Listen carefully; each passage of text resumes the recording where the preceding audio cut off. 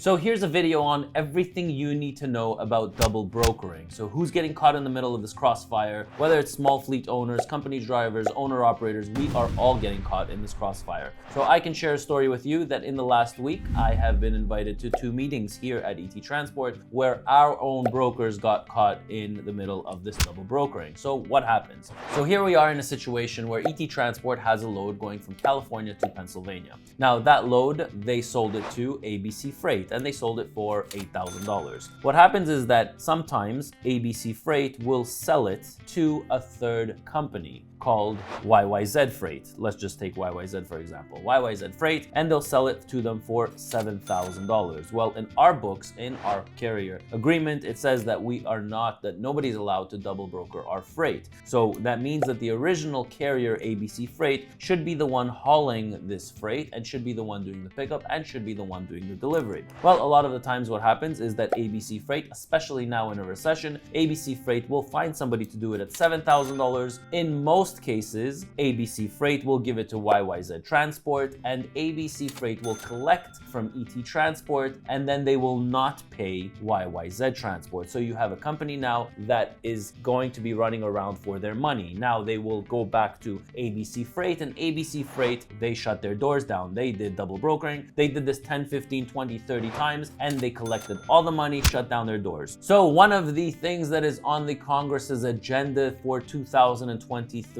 is the focus on brokerage and brokerage activities because of double brokering and how many people are losing so much money and getting involved in this crossfire. So I, ET Transport, twice in the last 2-3 weeks where I have been invited to a meeting when it comes to double brokering. What do we do with YYZ? So in our situation, YYZ is threatening to contact the shipper under the Bills of Lading Act, which they rightfully so can try to get payment from the shipper directly because they have the proof that they actually did the load. Now there's a lot of legalities here under the Bills of Lading Act. Can they, can't they, will they collect, will they not collect? At the end of the day, what really happens is that we, the actual broker, what we're going to do is most likely we're going to settle 50 cents on a dollar, 40 cents on a dollar, 60 cents on a dollar, depending on the situation. We're going to end up paying a second time. So not only did we pay ABC Freight, but now we're also going to need to pay 50 cents on a dollar to YYZ Transport. Why? Because there's some negligence on the company and some negligence on the carrier. So what do I mean by negligence on the company? So we here at ET Transport should have done a better job sourcing out our carrier. Now, how do we do a better job? There's certain things that we can look for when sourcing out a carrier, like how long the carrier has been in business. Do they have a surety bond? And what is the amount of that surety bond? Is it a new carrier? So if it is a new carrier, about 6 months, 1 year, it's usually a red flag for us. The insurance certificate, who's their actual insurer? And did we actually check the Google reviews? So a lot of the times we can avoid getting into this crossfire just by checking people's Google reviews. If you see that it's a horrible company, don't work with them, stay away from them. So how does this affect small fleet owners? How does it affect company drivers? So who's getting affected the most?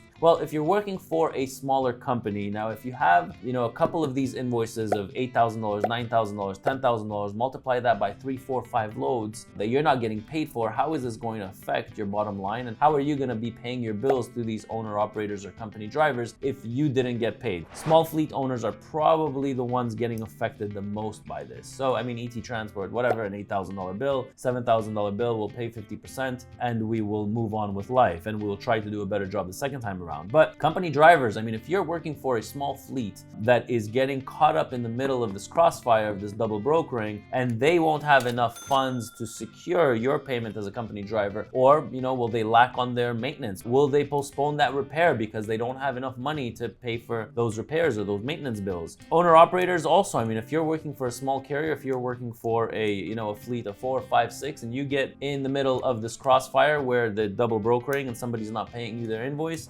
you got a situation on your hands. So I truly believe that, we need to do something about this collectively, and we are waiting for FMCSA, to get involved in this. So not only is Congress trying to crack down on this, but the FMCSA is trying to crack down on illegal brokers by attempting to clarify the difference between brokers, bona fide agents, and dispatch services through interim guidelines. Congress wants FMCSA to finalize those guidelines no later than June 16th. The directive also requires FMCSA to identify safety concerns arising from unlawful brokerage activities. So for all my American friends, I want you to know that, the US is actually doing something about it. But here in Canada, boy, oh boy, I feel like we're 10 generations behind you guys in the US, where this stuff happens all the time. My example actually from California to Pennsylvania, the real story is actually from British Columbia to Ontario, where it happened to us. Twice it happened to us within the same month. Completely different customers, completely different loads. And there's really absolutely no recourse on these brokers that are double brokering our shipment. There's no recourse against them, and there's nobody doing anything about it. So at least you guys have the FMCSA that is trying to do something about it. So hopefully 2023 will put something in place. I really hope that Canada will follow right after, because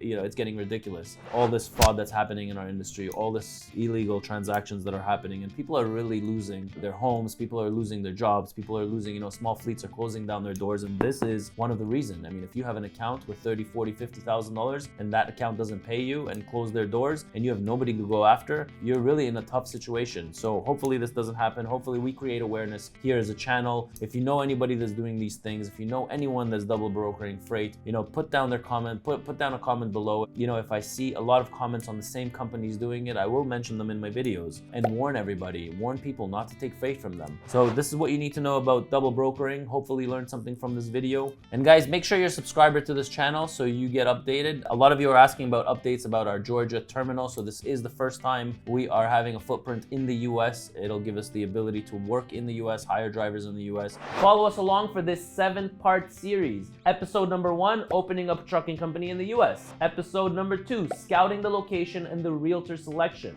Episode number 3, choosing the transportation consultant. Episode number 4, corporations, law firms, and tax accountants. Episode number 5, insurance and the insurance broker. Episode number 6, the factoring company. Episode number 7 is plating our first truck. Keep checking back for new videos in our series to follow along with me on my journey as ET Transport establishes our own trucking company in the US. So if you are not a subscriber yet to this channel and want to know our journey about opening up our first terminal in the US, make sure you're a follower to this channel. I'm Ronen, Ronen, and I'll catch you in my next video.